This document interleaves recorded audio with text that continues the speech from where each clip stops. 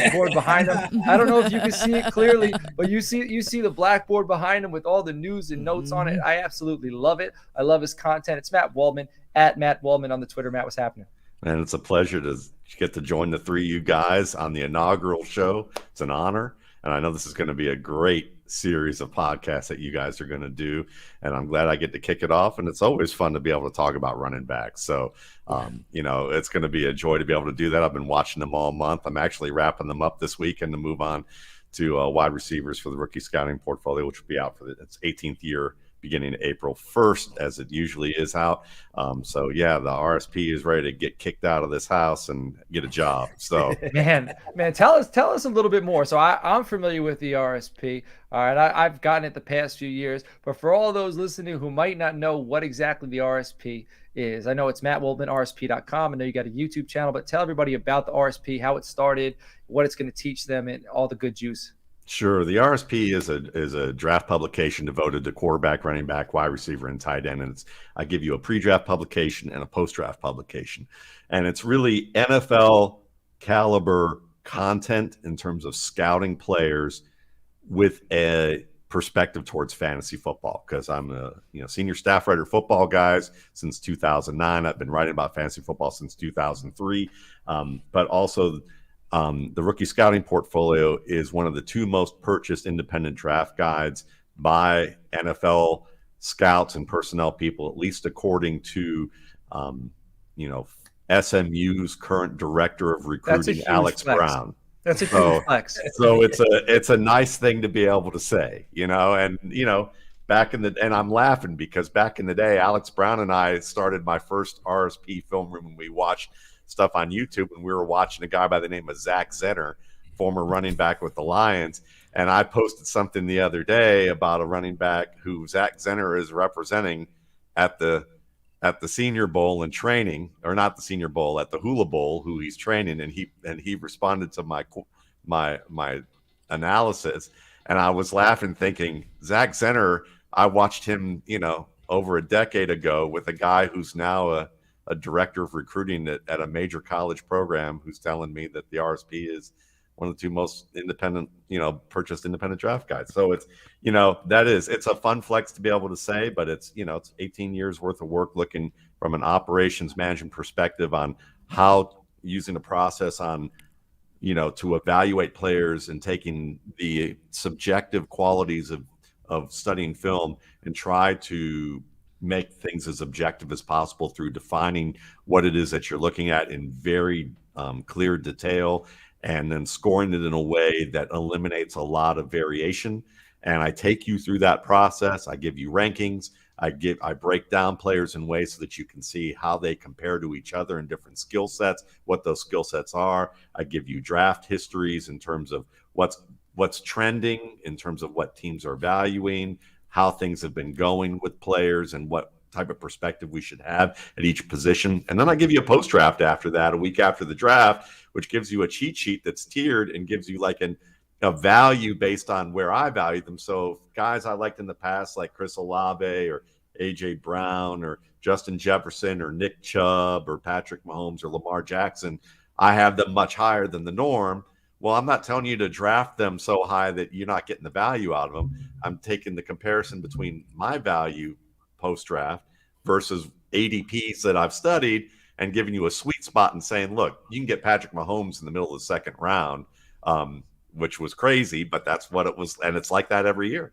And you can say you can get this guy in the middle of the second round and still get that first round pick with somebody else and make off like a bandit, So those are the types of things that I provide along with the newsletter. It's available for $19.95. Value. Well, now it's $21.95. But still value. 1995 early bird, $21.95. Not still a value for sure. I still get people who tell me they're not going to buy it until it is $21.95, and they wait. But you can pre-order it, and then I email you when it's available at mattwaldman.com. And a percentage of the sales up to $5,000, I donate to an organization called Darkness to Light, which is an organization devoted to training adults on how to prevent sexual abuse of children through understanding what grooming habits exist and what they can see about to be able to tell what's going on so that they can make sure that's prevented, as well as when it does happen, they know how to handle it so they don't compound the issue. And the RSP's raised over $55,000 since 2012 for Darkness to Light. You can, if you want to donate to just them, they're a great cause. D2L.org. You can learn more about them. Excellent. Nino and KT, how about we give away 2 RSPs? All right, we'll think of a way we're going to give away. All right, we'll purchase them. We'll give them away. I'm sure I can work that out. Input whoever it is we give them away to, put their email in. We'll make the purchase. So we'll figure out a good giveaway, but we're going to give away 2 of them. And, man, we're talking old running backs, and I'm still upset that James Williams didn't pan out. All right, Matt, that was a guy I loved out of Washington State. So you bringing up Zack Zenner for some reason, that just makes me burn a little bit from Mr. Williams. But we're talking huge flexes, and I forgot to drop this huge flex, all right? Toilets and Titles linked up with Real Ones Productions. And this show is brought to you by Real Ones Productions. And that needs to be announced. And I figure we went flex for flex right there. So I'm putting that out there. All right, fair enough, Matt. Man, the floor is yours. Top 5 running backs. Give it to us. How are you analyzing them? What are you thinking? Where are they ranking? How far is the gap between 1 and 2? So where you at? Yeah, sure. And, these are guys that, my process isn't completely over. You look at the combine, you look at pro days, and then you go back and study some film. If you see there's some differences between how you judge the player on film with their metrics, in terms of acceleration, speed, change of area, change of direction, quickness. Those are things that you look at. Or if there's some additional film that you want to look at because maybe there's lingering questions that I haven't had answered yet with watching, the first 4 to 6 games where I've literally studied these guys. And the way I study them is I actually track things like how many reaches they broke through, how many wraps, how many hits they've broken through, as well as through like a checklist of, almost 100 criteria points for that position. So there may be lingering things. So this will change probably between now and April. But I would say that without giving away the order, I'll tell you that in no particular order, the guys in my top 5 right now, Deuce Vaughn is in my top 5, Kansas State. And I know that a lot of people are like, wow, again, I'm one of those guys that, like Isaiah Pacheco more than most people, or Nick Chubb more than most people. So sometimes that's the way that goes. Sometimes that works. You and Nick Chubb, you had a huge bromance with Nick Chubb. I love it. Yeah. So I mean, don't blame you. I'm not gonna, I look at it based on the tape and not anything else. And so sometimes you're gonna see different stuff, from that. But Deuce Vaughn, to me, I know that he's a specialty fit.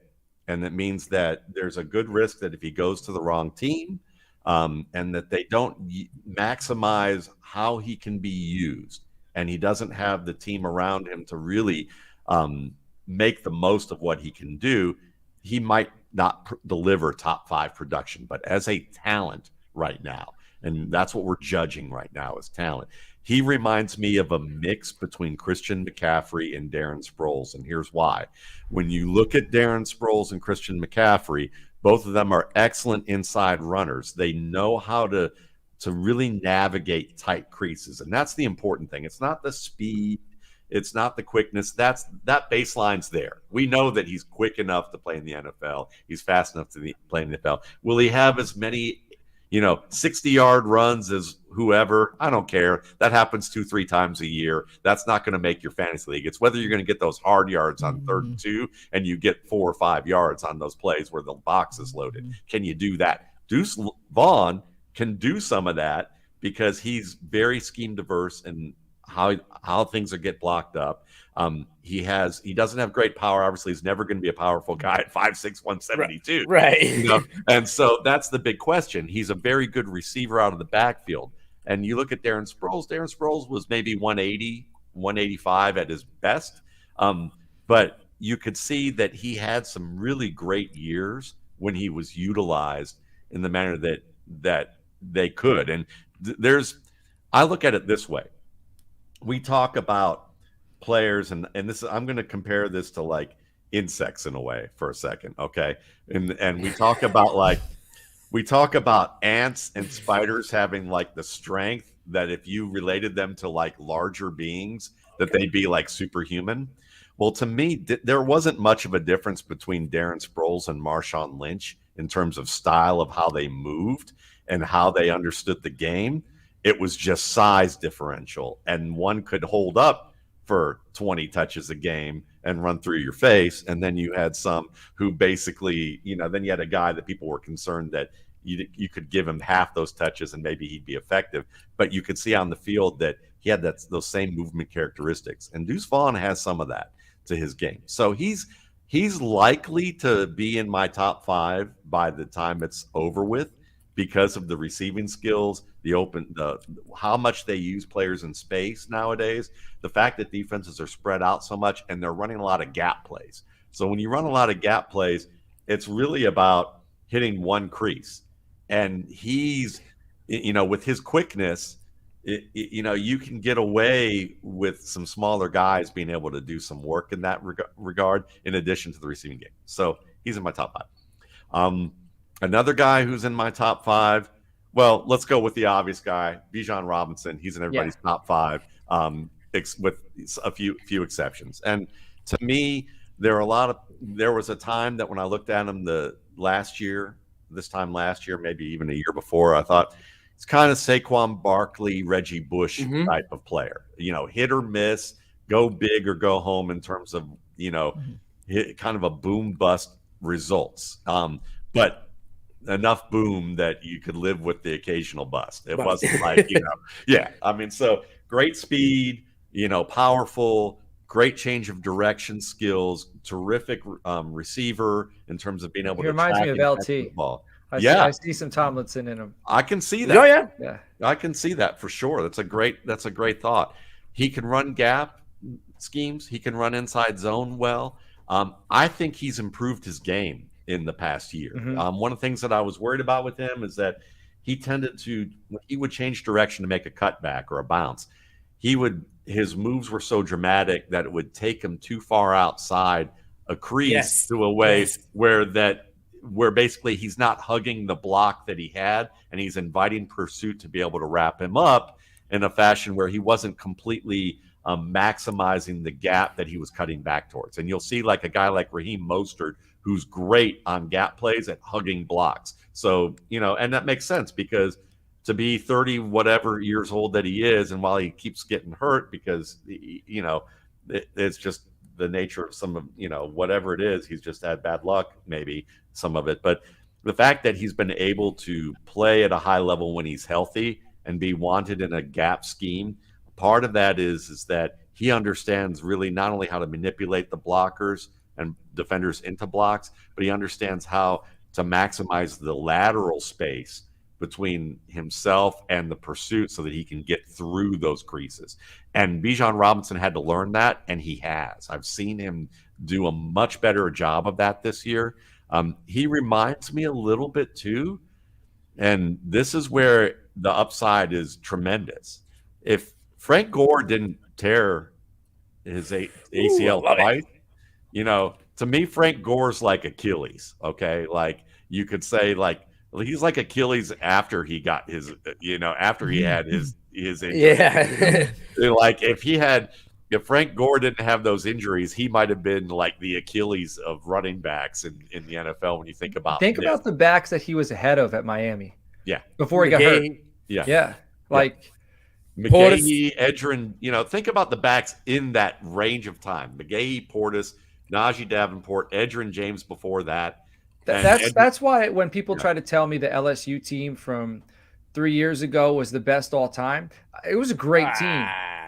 I don't think it could hold that the Miami teams that came around that time. Ridiculous. The rosters they had, ridiculous. As a matriculate of the University of Miami from 1988, I don't know what that means, Matt. You are talking to the wrong guy to even try and compare. And even as a guy who ended up graduating from the University of Georgia and covering that football team and working there for 10 years, I would say, the University of Miami during that Jimmy Johnson, Dennis Erickson, Jerry Coker era. Not Frank Coker. That's not Jerry. So from the Coker era, those teams, some great teams. So, but Yeah. I got a question. Yeah. Me and KT are big on Deuce. We love Deuce, okay? Yeah. But KT's big on a guy that I'm not so big on that have similarities to Deuce. So you might be going to touch on him, but I gotta ask: Achane or Deuce, in your opinion? That's a great question. I like Achane, but the guy I have Achane compared to is a guy that I liked, but I'm not quite all the way there on Achane. I see Achane as a contributor who can be a good contributor, whereas I see Vaughn where his downside is similar to where Achane's like midline is, but the ceiling is higher. So Okay. like to me, the potential is like you've got room to expand with Deuce Vaughn in certain areas where he could be really productive in the receiving game. Whereas Achane's safer. I think Achane's a safer player. But I'll say this. Achane reminds me more of a LaMichael James. If you remember LaMichael James, Oregon, baby. Oregon. that's who he reminds me of in terms of the way he moves, the way he sets up blocks. I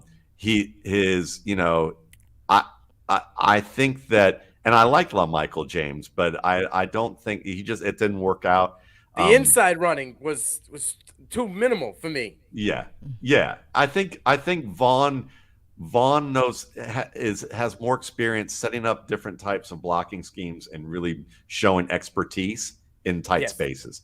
Whereas with Robinson, Robinson to me, Bijan Robinson,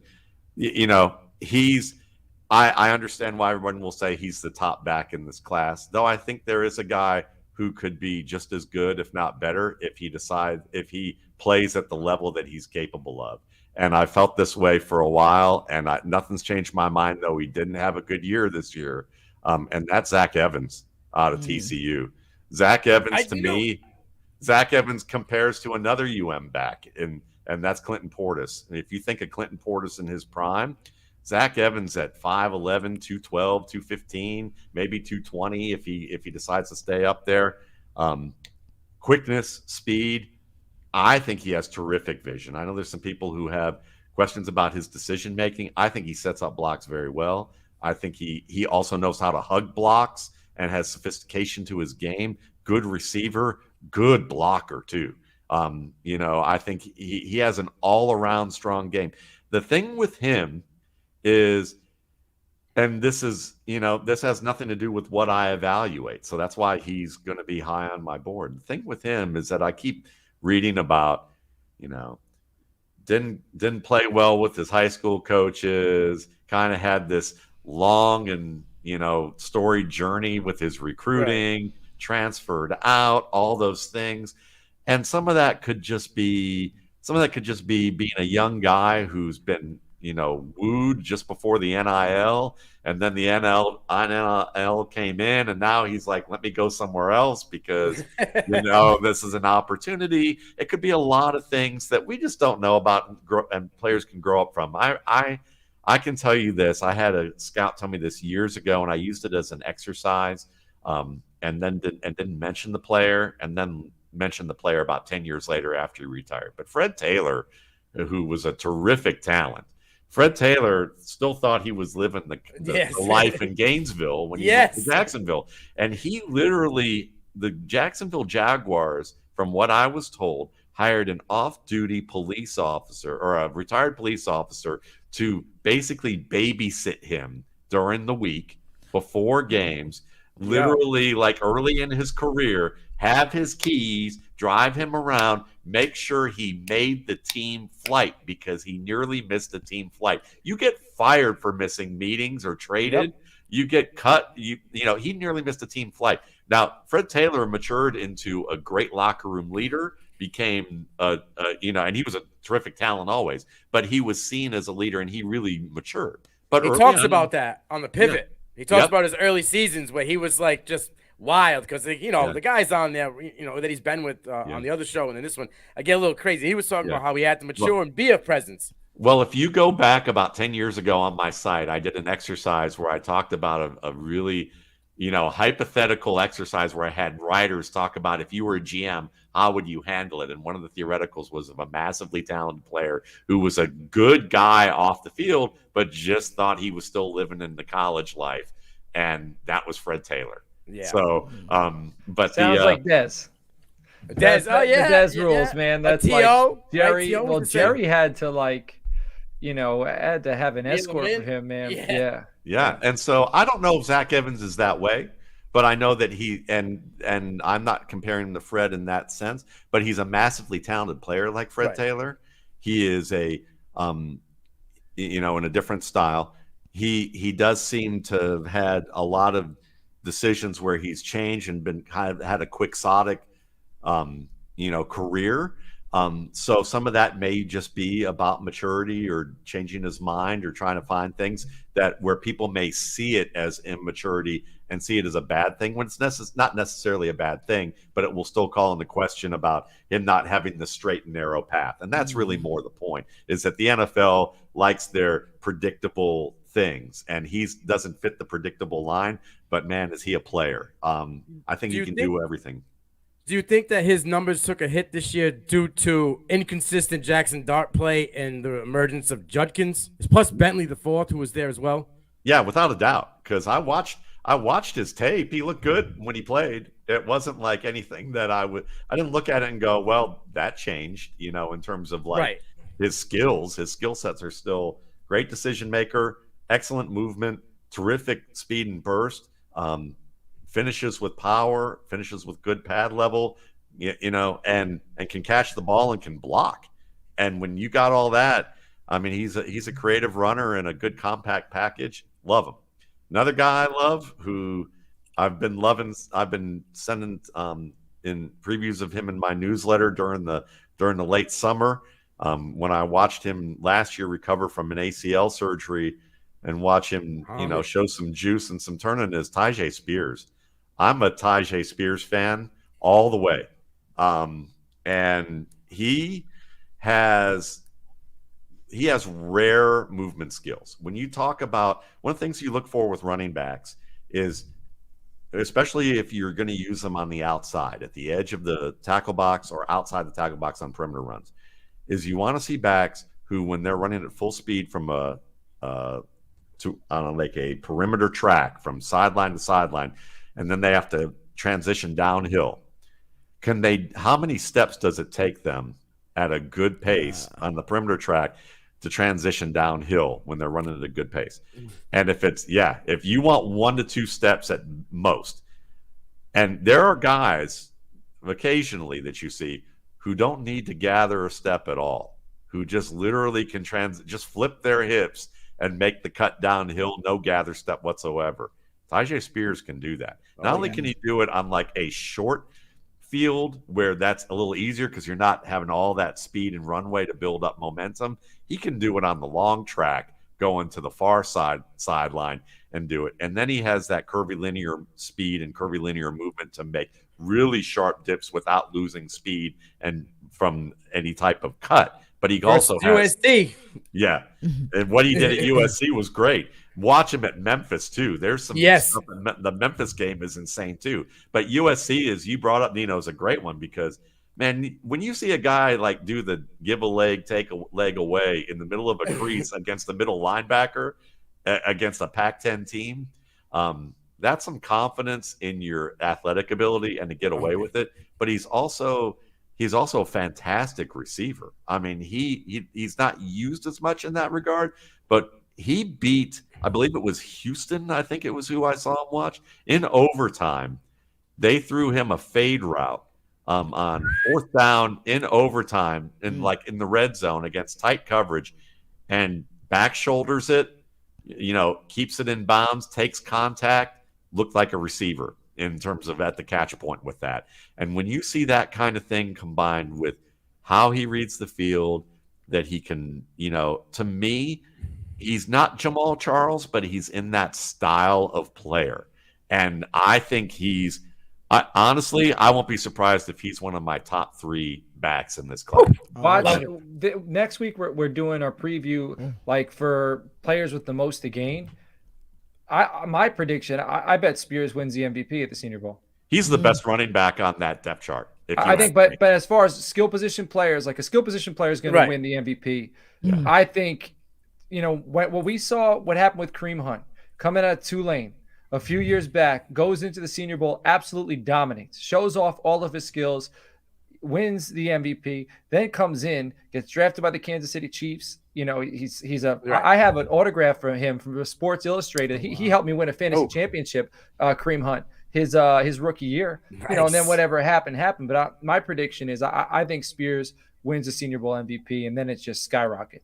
Yeah, I mean, I was laughing. Go ahead. I'm sorry, Nino. The thing is just like we interviewed him earlier in the season, and he did this like from like week 5 on, because the first 5 weeks he was fighting the demon of, am I going to hurt myself again? Am I going to, do I have it? Do I have what I had before the ACL? And then he took off. And then there was 8 straight games of over 115 yards. And the last 3 games were almost 200 yards. And he had 7 touchdowns in the last 3 games. He can make people miss an attack on a phone booth, which is crazy for his size. Like the way, it doesn't matter. Linebacker, safety, DN, he'll shake him in 3 steps. Yeah. Well, he did that UCF game on minimal carries. Yeah, like 8 carries that game and still had about 30. Crazy. Yeah. And it's one of the things about him that's fantastic is, like, what made Jamal Charles great was, well, one, confidence in his movement ability. When you come in after Adrian Peterson and you say, I know Texas, you spurned, Adrian Peterson spurned Texas to go to Oklahoma, and he said, I'm going to make you all forget about Adrian Peterson. Well, he didn't. Okay. I mean, nobody's going to make him forget, but to have the stones to say that and play as well as he did. And he was that kid. I remember scouting him, and I remember writing in my scouting report that he was that kid in class who was like struggling to make good grades in like the math class, like in algebra, because he was at home at night doing physics assignments. Like he was like too wrapped up and doing stuff way more advanced than school, and he was just bored. And you'd see him at Texas where he tried to bounce plays that you go, like he wanted to see if he could do it because he had the confidence in it. And they had to rein that in a little bit at Kansas City early on. And once he figured out where his limits were, he didn't have many. So, and the thing that was special about him, in addition to that movement, is that he could use that movement between the tackles to make to dictate his rhythm. In every combat sport, I watch a lot of boxing stuff, and in every combat sport, and football is a collision sport, so it's a loose cousin, it's a close cousin to combat sports. Is that you win by dictating your rhythm on your opponent. And a running back who can dictate his rhythm on an opponent he doesn't have to make hard contact. He just sometimes has to make the first contact. So Charles was great at getting downhill between the tackles and dropping his pads with great form into a defensive tackle and immediately spinning off of that, and being able to do it in a way that by the time the defender recovered from that initial contact, well, Charles was already halfway through his second move. So he was the aggressor. The aggressor establishes and dictates the rhythm. And Tai Spears has that in his game as a runner between the tackles. So is this crazy for me to say that Tai Spears could be everything that people are expecting Jahmyr Gibbs to be? Oh, yes, I think so. I think he's faster. Is that a backhanded shot at Gibbs? Are we? Yeah, I'm trying to figure out the same thing. Is that your? I said you some graphics today, right? And I get it. I'm just trying to establish. I think we're taking shots at Jahmyr Gibbs right now. I think that's what I like the smoke. Bring in the smoke. There we go. Well, listen, I'm probably more Nino's camp on Jahmyr Gibbs. That's my man. I like Gibbs. My man. I like Gibbs. And I think that but I do have questions about exactly how fast and how quick he actually is in terms of acceleration that you're looking for to really get into the secondary. I do have questions about certain decision making that he has between the tackles.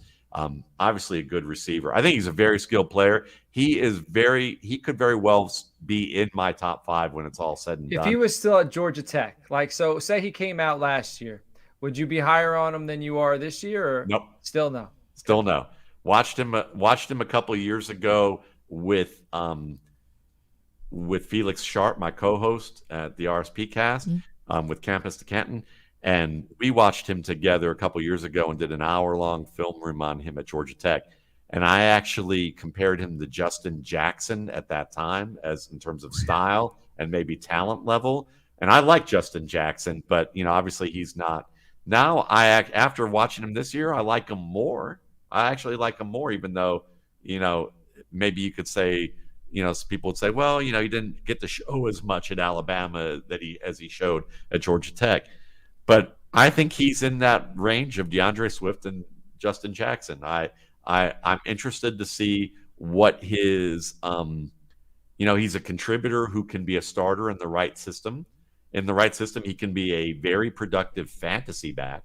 And people will look, the average fan will listen to him and say, they'll be talking about, should I draft him as one of the top 15 running backs? Should I draft him in the top 20? And they won't differentiate on talent. But on talent, to me, in the wrong fit, I think DeAndre Swift would not be I don't think he would be on the level of, say, a Miles Sanders, even if I'm not a big Miles Sanders fan.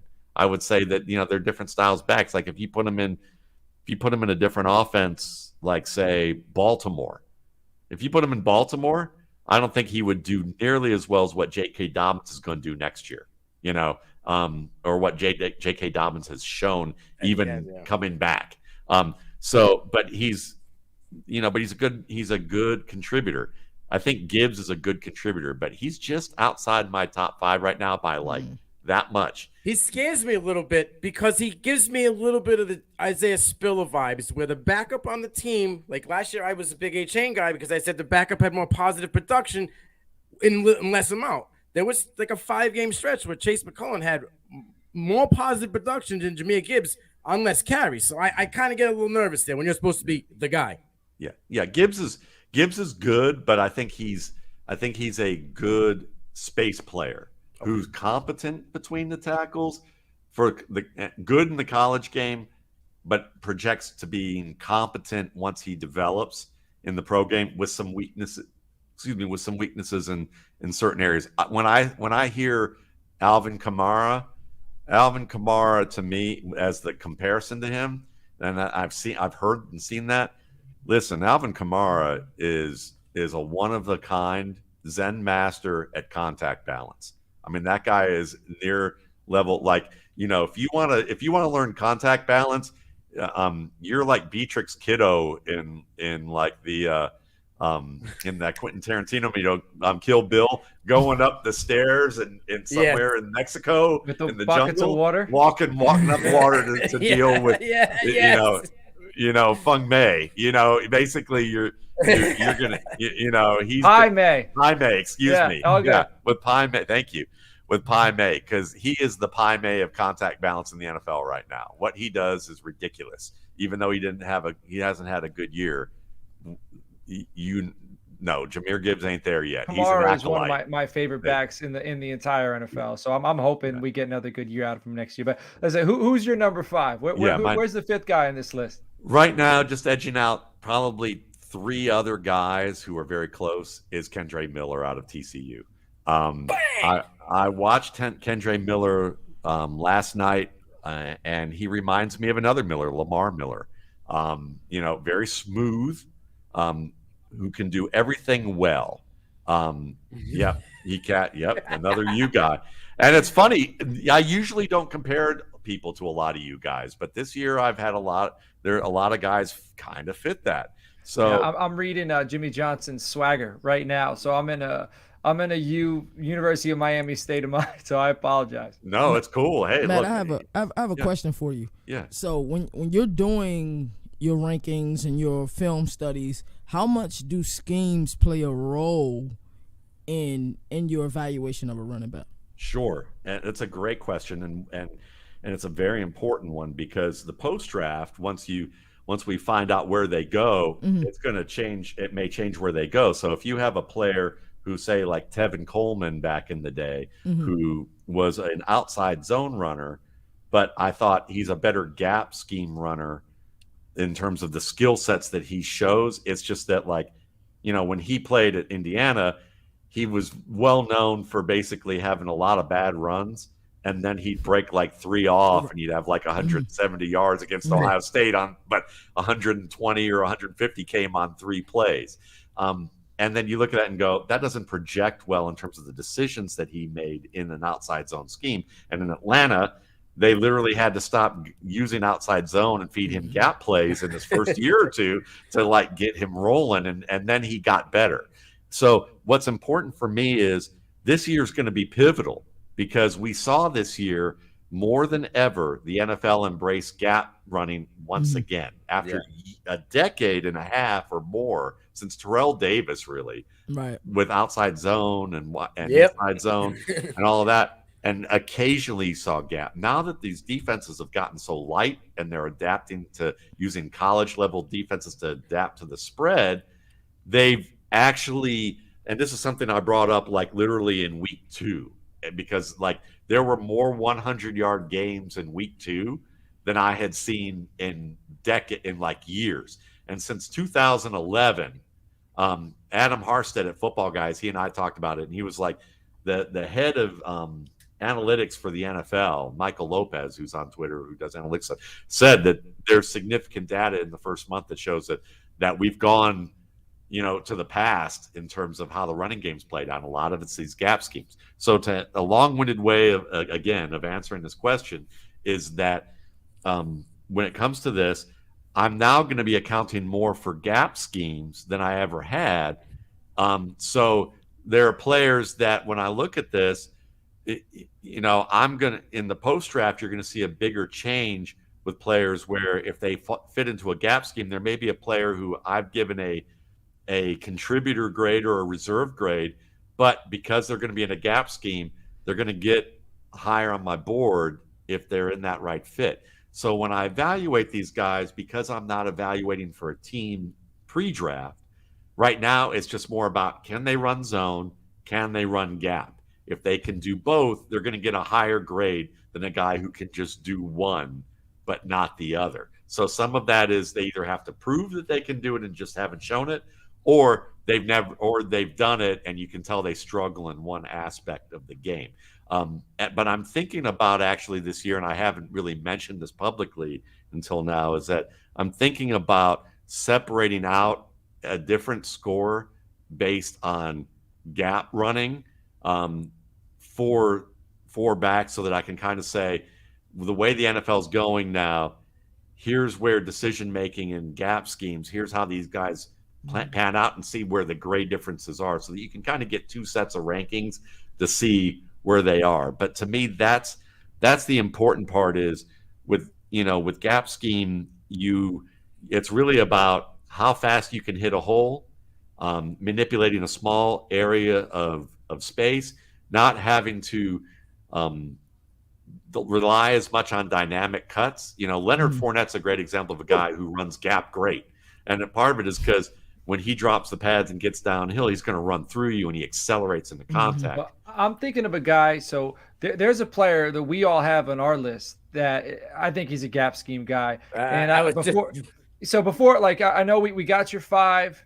And, before we wrapped all this up, like I want to listen to your explanation of this some more, but I also want to hear, what do you think about Sean Tucker? I like Tank. Versus Tank. Yeah. There you go. First Tank. I like him over Tank. So I like Sean Tucker. He is one of those guys that could wind up in my top 5.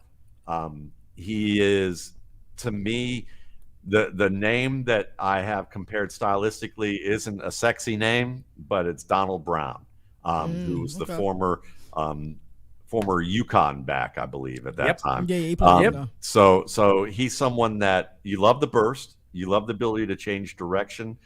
I want to see him do a little bit better once he gets past the crease. There are times that he doesn't hug blocks as well as, say, Robinson or Evans, and there's times that he puts himself in situations where pursuit can get him before he can really use that speed. He loves the cutback, and he's very good at the cutback. I want to make, I have some questions about how much he loves that cutback. Maybe he's a little too obsessed with it at times, and that may take him a little bit more time to develop to get there. But he can run gap and zone, and I think he runs them both well. So that's a really good thing. I see him as a player who will be a committee contributor early in his career, who could develop into a lead back. He has that potential. Excellent. Go ahead. Nino. I got one dart that I would like to hear about, and he had a great year for Pitt this year, and that's Izzy. What are your thoughts on Izzy? I like Izzy too. I've seen him right now. I've got him more in the contributor level, maybe just above the cusp of a reserve right now. But he's, part of that is I think that I liked what I saw in terms of some power. You could see that he had the ability to get into the secondary. I want to see a little bit more as a decision maker. There's one thing I want to take a quick look at with Izzy, because I was, I had it right here.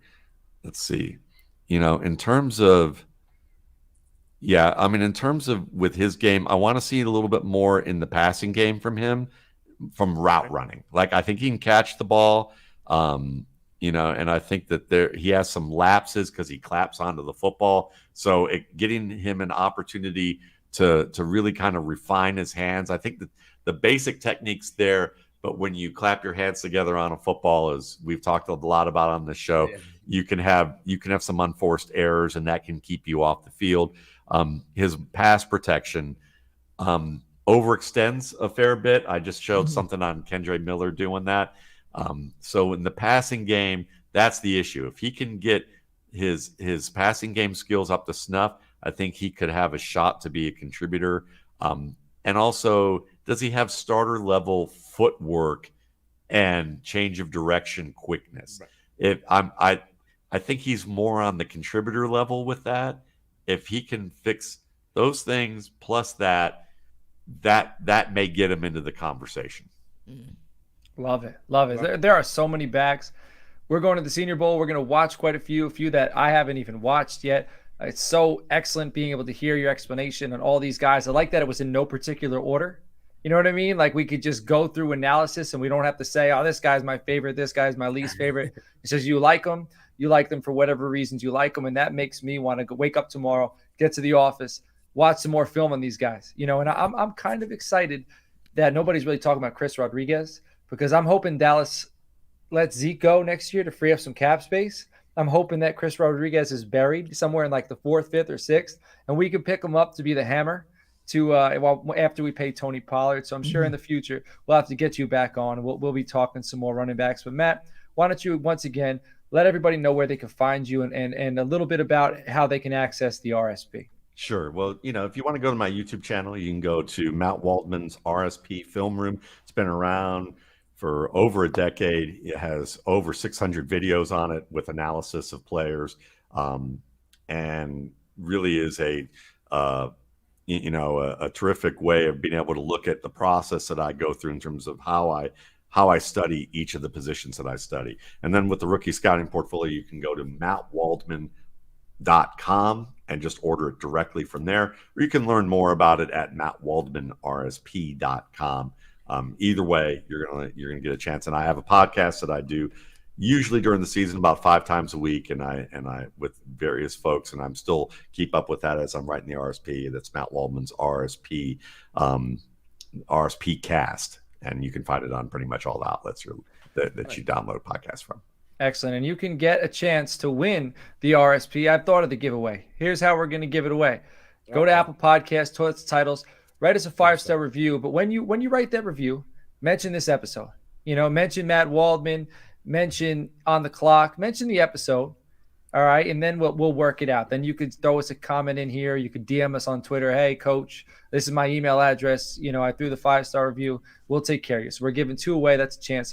So Nino and KT, episode 1's in the books. Matt, We appreciate you. KT, you got anything to say before we wrap this thing up, my man? Oh no, this was fun. I can't wait the next Thursday to talk more football. I'm definitely getting the Matt Waldman's book. I can't wait. Oh yeah, appreciate it. Nino, how about you, my guy? This was fun. This was a blast. Just having him here, just giving it was like endless knowledge. Just being able to pick his brain on a couple of guys that I like. I was an NFL guy, Matt, about 2 months ago. Ha! And I'm like 150% college football guy now. He can't. Right? He can't. I do a show with KT on College Football Nation. I got a show on this network, P2P College. So just being able to hear your insight on guys coming out of college was a blessing for me. I appreciate you. And I appreciate you guys. Thanks so much for having me on your first show. It's an honor, and I look forward to getting a chance to meet up with you guys again. And I wish you the best with the show. I know it's going to be awesome. Excellent. Thanks. And also Moon said it, man. Moon said all the past running backs that were brought up too, like the nostalgia factor of it. And for me, it's easy to see comparisons when you like some people don't like, some people get lazy with comparisons, but your comparisons are everything but that. Like you dive deep into the bucket when you bring up some of these players' names. So as a fan of football in general, not just college or NFL, hearing these names and thinking of these times and thinking of when I watched football at that time, all that stuff, kind of jars up some memories. So, man, I really appreciate the depth of knowledge that you have. And everybody, I appreciate you for tuning in. Again, this is brought to you by Real Ones Productions. All of us, you can find us on the Twitter. I'm at Coach Sheps. KT is at Leverett_KT. Nino is at Nino Brown _T2T. The show is at Toilets to Titles. And Matt is at Matt Waldman on the Twitter. We will see you all next Thursday. Take care.